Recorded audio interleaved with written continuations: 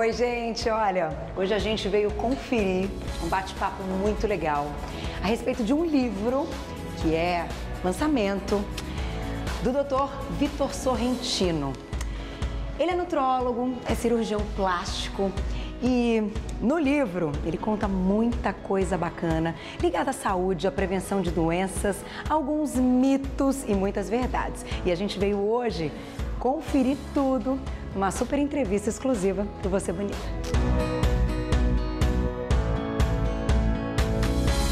Bom, como eu contei para vocês há pouco, agora a gente vai conversar com o Dr. Vitor Sorrentino, que já me falou que eu posso chamá-lo de Vitor apenas, para a gente bater papo, falar sobre coisa séria, gente. Saúde, a gente sabe que está em primeiro lugar. Eu acho que todo mundo sabe disso, né, Vitor? Mas poucas são as pessoas que, mesmo sabendo disso, prestam atenção se estão fazendo algo a favor da sua saúde.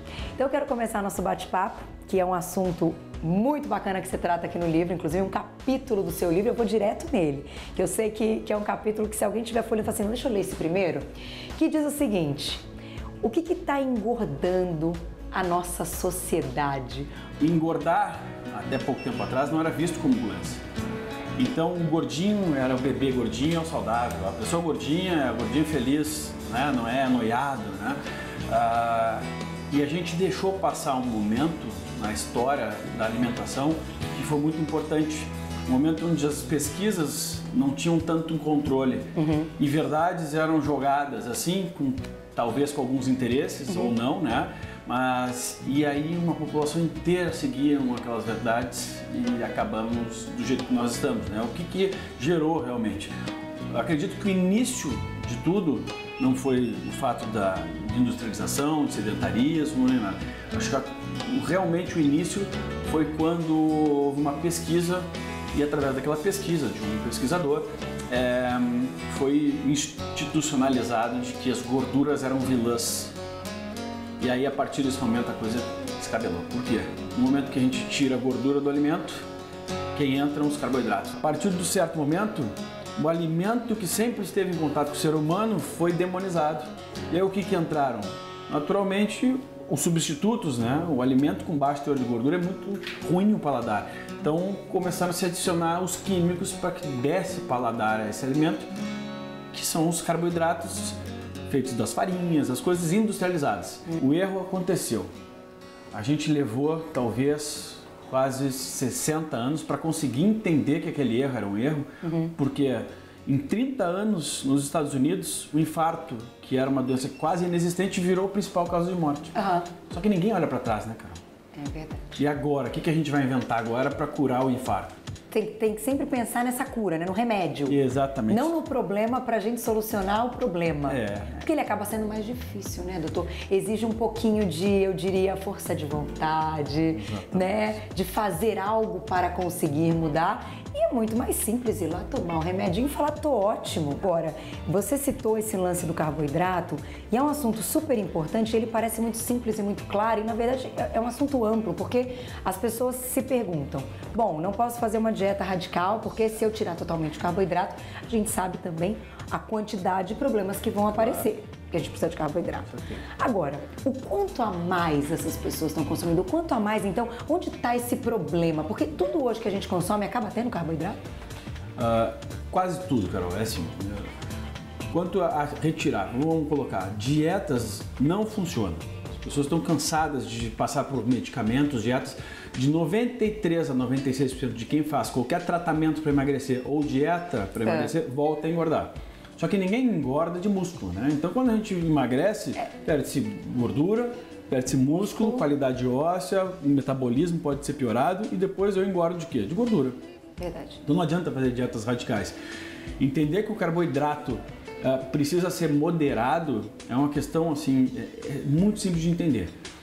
De manhã eu como pão. No almoço eu como arroz, de tarde eu como pão, de noite eu quero ser light, como um pão light, carboidrato o tempo todo. É verdade. Então, assim, não é não ter carboidrato, é se tem o pão, mas tem frutas, tem vegetais, pô, vamos optar pelos vegetais. Não que precise excluir 100% do pão, Aí vai de pessoa para pessoa, individualidade. Nós né? vamos chegar no glúten ainda, doutor. Eu já vou te perguntar do glúten daqui a pouquinho. Mas assim, como exemplo, eu acho que funciona muito bem.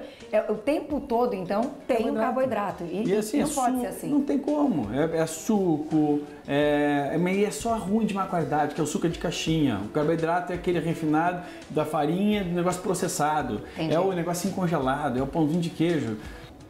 Mas eu queria que você desse a sua opinião do glúten. Se a gente deve tirar o glúten, se a gente não deve. Como você enxerga, então, o papel do glúten ou a retirada dele? Tá. Eu vou fazer uma analogia, que vai ficar bem simples. Adoro. Álcool faz bem ou faz mal para a saúde? Álcool eu acho que faz mal. Tá, deixa eu completar. Álcool em excesso. Eu posso colocar assim? Mas o álcool em si não tem como metabolizar o nosso corpo. Né? Tá. Ele vai intoxicar. Eu tenho que moderar o grau, a quantidade de álcool que eu vou colocar e o momento. Tudo bem, Tá bom. né? Isso todo mundo sabe.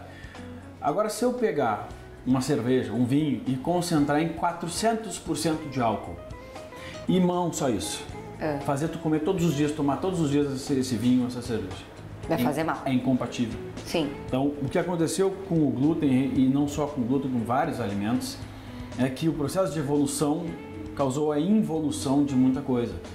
É muito agrotóxico, é muita modificação no solo e em alguns alimentos, cereais principalmente, a modificação genética.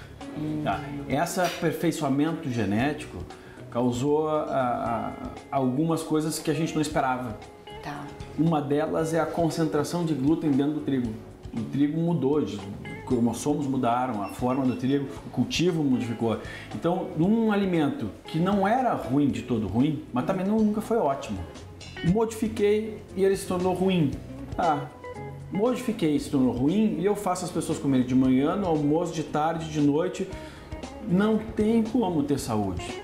Então tem pessoas que têm maior sensibilidade. Um alimento ele tem 3 graus de incompatibilidade com a gente. Ou ele pode causar simplesmente a intolerância, que é o quê? Intestinal. Tá. Segundo, eu posso ter uma alergia, posso morrer com o alimento. Camarão, por exemplo, eu como edema de glote. Bom. Terceiro, que o mais importante, são as hipersensibilidades, que se falam muito por aí. Mas isso aí é mito, porque falta estudo. Não tem nada disso, nada melhor do que a pessoa testar. Pô, tá com dor de cabeça, dificuldade de engravidar, tô com enxaqueca, tenta ficar sem. Bom, tô me sentindo inchado, tenta diminuir, por quê? Porque tem substituto, não tem nada lá dentro que seja essencial à vida.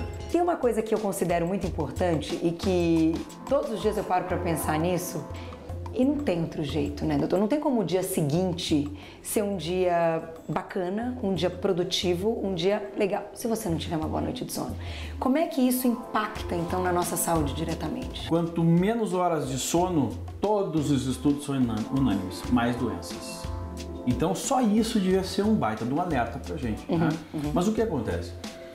Se a gente tem interferência hoje eletricidade por tudo que é lugar, não era para existir, ótimo que existe, né? Mas é luz artificial, então o nosso corpo de noite, em vez de perceber que é noite, ele não percebe mais, porque tem luz, ele fica, será que é noite ou será que não é? Se a gente conseguir vamos pensar os avós, é a mesma coisa, o sono era completamente diferente, porque a quantidade de informação era diferente, não tinha computador, televisão era pouco, hoje é muita coisa, muita coisa. Se a gente não conseguir descansar o nosso cérebro, não tem como ter saúde. É simples de entender. O único horário que o corpo tem tempo de pensar nele mesmo, sem Victor ou Carol mandar, é durante o sono. É onde passa a ser um scanner, né? Olha, tá com uma célula tumoral, vamos resolver. Temos que produzir os hormônios anabólicos, que são construtores no corpo. Vamos produzir, vamos relaxar, memória, enfim, uma série de coisas acontecem. Quando você fala hormônio do sono, você está se referindo à melatonina? Sim. Especificamente? Especificamente. E a gente sabe, e para quem não sabe, é uma informação, que melatonina não é proibida no Brasil. Mas fora, qualquer lugar. É liberado, a gente pode comprar em qualquer lugar. Você pode dizer que você é um defensor dessa melatonina, que assim, ajudaria muito as pessoas se a gente tivesse a melatonina ao alcance aqui no Brasil, ou mesmo para o uso diário? Pode usar todo dia essa melatonina? A melatonina, a natureza colocou no nosso corpo, não por acaso. Né? O nosso cérebro produz durante a noite, tá quente, durma bem, é o maestro do sono, tudo acontece no sono mediado por ela. e durante o dia a gente tem uma produção intestinal. Ela tem diversas funções, é um dos hormônios mais importantes para a gente. Por um ou outro motivo, há muito tempo atrás, foi proibido e ninguém sabe explicar exatamente por quê. Coincidentemente, o Brasil é o maior vendedor eu posso falar o nome? De um remédio para dormir do mundo. Que é um remédio que todo mundo toma, que não é para dormir, é um remédio que foi desenvolvido para outra coisa e o efeito colateral dele é da sono, então as pessoas usam para dormir. Coincidentemente. Quer dizer, então uma pessoa que está com falta de qualidade do sono, ela pode tomar um remédio controlado que causa dependência, já foi comparada a dependência a algumas drogas, inclusive, antes do que uma coisa natural. É o nosso próprio corpo. Eu não indico que todo mundo use, de maneira alguma, né? Seria errado todo mundo usar melatonina? Seria errado. Depende da idade. Assim como também é errado todo mundo tomar remédio para dormir. Exatamente. E tá todo mundo, nós somos o maior consumidor do mundo. Então é um absurdo, nós temos um país que não há motivo para ser proibido uma coisa natural. Não é natural, é fabricado. Fazer o quê? O remédio para hipertensão também é fabricado. O diabetes também é fabricado. Ele tem que ser encapsulado, digamos assim. Tem que ser. Só que a melatonina é extremamente barata e não tem patente. Tudo que a natureza nos provém não tem patente. Eu não posso pegar a vitamina C, só eu que produzo, Carol. Não, ela está na natureza. Qualquer um pode produzir. Não gera dinheiro para ninguém. Para fechar, uma listinha, não precisa ser muito grande, pequena, dos melhores alimentos e dos piores alimentos. Vamos pensar, primeiro veneno é refrigerante. Tá, ali no topo. No topo. Não tem nada de bom dentro do refrigerante, a não ser água. Então, na sequência dos refrigerantes, os sucos de caixinha, muitos deles também estão ali, pau a pau. Bem ruins. Bem ruins. Aí depois, a gente pensa gorduras de má qualidade. Aí sim, as frituras, né? O que é o frito? Eu frito carboidrato. Refinados, farinha branca e açúcar, quase a mesma coisa. A quantidade de açúcar que ela gera no nosso sangue em um curto período de tempo é muito alta. Mas então não sobrou nada. Claro que sobra. Sobra tudo que o ser humano sempre teve. O que existe na natureza sem necessitar do preparo industrializado. Não precisa só comer isso, mas isso tem que ser o principal. Os bons eu vou orientar, na verdade, assim, hábitos. Para trocar fica mais fácil. Tá bom. Primeiro, troca os seus óleos pelo óleo de coco extra virgem. Óleo de fritura.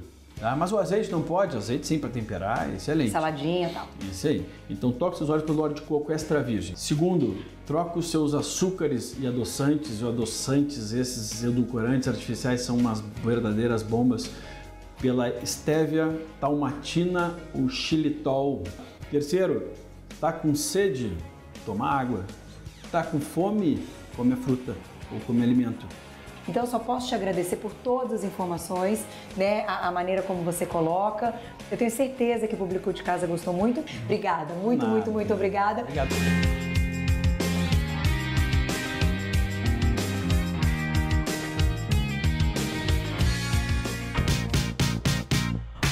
Dica bacana, obrigada mais uma vez, Dr. Vitor Sorrentino. Quem quiser segui-lo no Insta, sempre com muitas dicas, muitos assuntos polêmicos. E eu acho que o melhor, a gente tá aqui pra isso, pra gente discutir, né? Pra gente ter polêmica mesmo. Olha, o que você acha? Eu acho. Tem estudo que comprova isso, tem estudo que comprova aquilo. Isso faz com que a sociedade fique mais inteligente, que faça mais questionamentos e que a gente evolua, que a gente amadureça e saiba fazer melhor as nossas escolhas. Então, quem quiser segui-lo no Insta, @Dr. Victor Sorrentino, tudo junto, doutor abreviado. Um beijo pra você, querido, obrigada sempre.